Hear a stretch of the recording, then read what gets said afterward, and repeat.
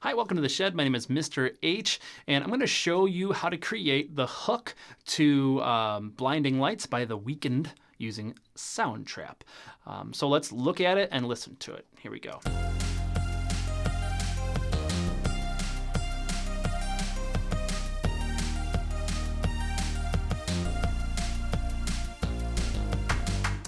Okay, the first thing that I did when I transcribed this and wrote it all out is I figured out how to get the drum sound. So I listened to the drums. It's like this 80s sounding. I pictured like they had these octagonal drums. It sounds like that.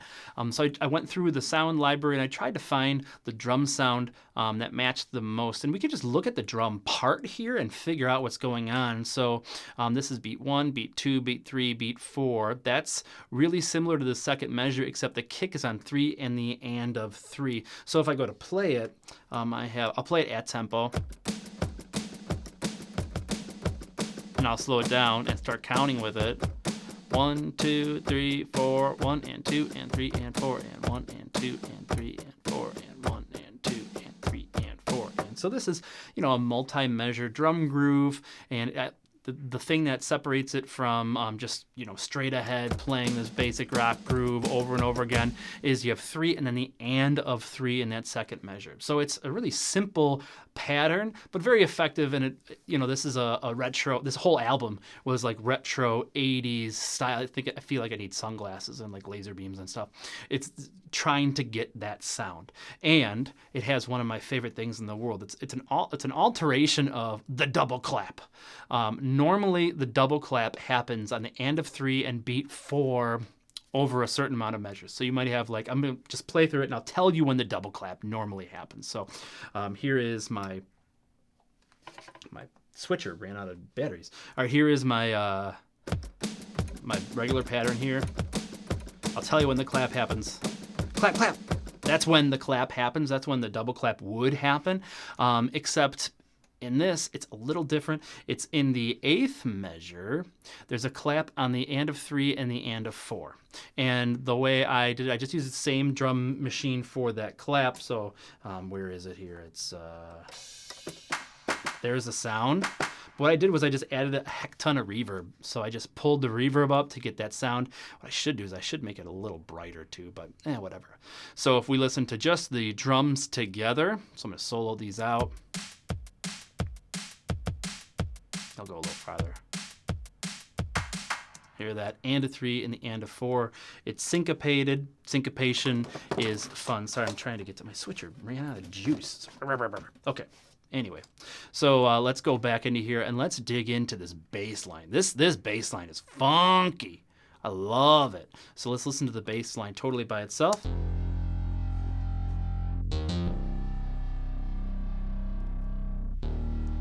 Now, I couldn't find an instrument that replicated the snarl and like the bite that is in the recording. There's like a really gutsy bass synth being used there. So I kind of had to improvise. And the way that I did it was I duplicated a track. So this is the original bass that I did. It's just this one to get kind of that snarl. But it doesn't have like that like synth thing behind it. So I doubled it up and I added this one. And if we talk about the theory behind this song, so it's in the key of E flat. Let me go to, I'll demonstrate using this patch. Okay, so it's in the key of E flat major, but it's around like F minor. So you could say that this is an F Dorian, or we can think about it in the key of E flat. So it's the 2 chord. I'll go down here, and then it goes to the 6 chord, and then it goes to the 1 chord, and then the 5 chord. But then it goes 2. So it's 2, 6, 1, 5. That's how I think of this song. You could think about it in Dorian 2, where, the F would be the 1 chord, I guess. But I'm thinking about an E flat. So I'm thinking 2, 6, 1, 5. It's an interesting progression. Dorian, that sound was used a lot in the songs of that era. So I can see why the Weeknd picked it. And there's some cool things going on here with octave jumps and leading tones. So you have... So there's an octave jump to the high F, but then you had a leading tone going into the octave jump. I think that's a really cool sound. And then it goes down to the root of the next chord, and then it goes right into the next one. And then, so it's doing like an octave jump into a leading tone, octave jump into a leading tone. If we take out this thing, because it's going back and forth, you just have... These are leading tones going back down to the root, which is F. I know that I'm saying a lot of theory things. If you don't know them, I know that you could figure it out. My headphones just fell out too. Everything is falling apart. Okay, plug the headphones back in. So I had that. And then it goes back down into the root, which is cool. And there's a lot of octave jumps and leading tones, a lot of movement, and I think the snarl, that like sawtooth wave snarl of the bass with all that octave jumps, it makes it really fun and exciting listen. So let's listen to the bass and the drums together.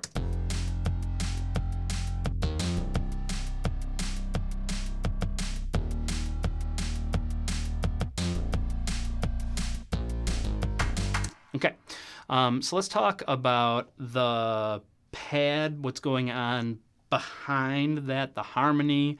I figured out, let me go back over here and mute these things and we'll just solo the pad. So I went through, I tried to find the cheesiest pad that I could find, the cheesiest 80s pad. So let's listen to it, it's right here. And I believe that these are the inversions that are being used in the recording. So you had the third on the top. This is an F minor chord in second inversion, a C minor chord in root position, and then an E flat major chord in second inversion, and then a B flat major chord in root position. Because you can hear that, there's like a melody going on top. And I like that cheesy sound of that. It's not cheesy anymore. It's a cool sound, that that synth thing. This is literally called 80s pad. The name of this patch is called 80s pad. And then let's listen to it with the drums and the bass, see how that goes together. 80s pad. From the beginning, y'all. Wish I had more snarl on the bass.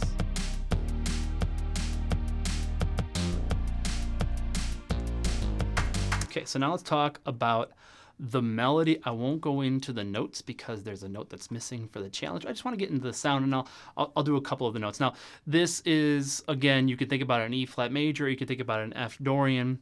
The sound, however, I had to layer sounds to get what I wanted. There is like this, let me get this sound, the string lead.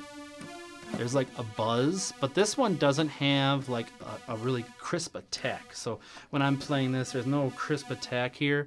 And I could tell that the crisp attack was some sort of like DX7, Yamaha DX7. It was a synthesizer, and they had like a very particular electric piano sound in the 80s. And I mean, if you watch any 80s drama, you will hear this sound. So let me make my 80s drama music.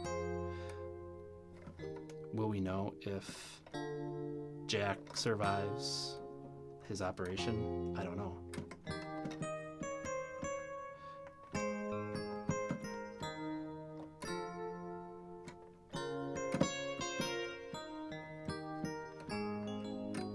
I'll stop. That's just too much fun. So I layered those two sounds together, and then I'll just play the melody. So you have the attack from that like 80s DX7, and the notes for the melody are from the E flat major pentatonic scale, So I'm not going to go over the solfege because that's going to give away the challenge. But it's the E flat major pentatonic scale, except it's kind of revolving around F. So without giving away the notes, I'll just play through some E flat major pentatonic scale. Ooh, it sounds really cheesy here. It's great. But it's revolving around F, so it's almost like it's a mode of the major pentatonic scale. So mode 2 of the major pentatonic scale. But if we put it all together, I know this isn't a perfect copy. This is just the best that I could do in the limited time that I spent on this using Soundtrap. You can hear how all the different sounds come together to create something close to Blinding Lights.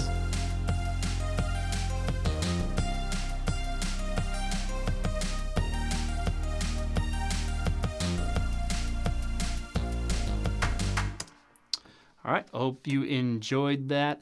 Do the challenge because this week, giving away this mic. Well, in a couple weeks, we'll be giving away this mic. But the challenge is going to be on Friday, April 17th, 2020. Thank you, IK Multimedia, for donating this item. And we'll see you in the shed.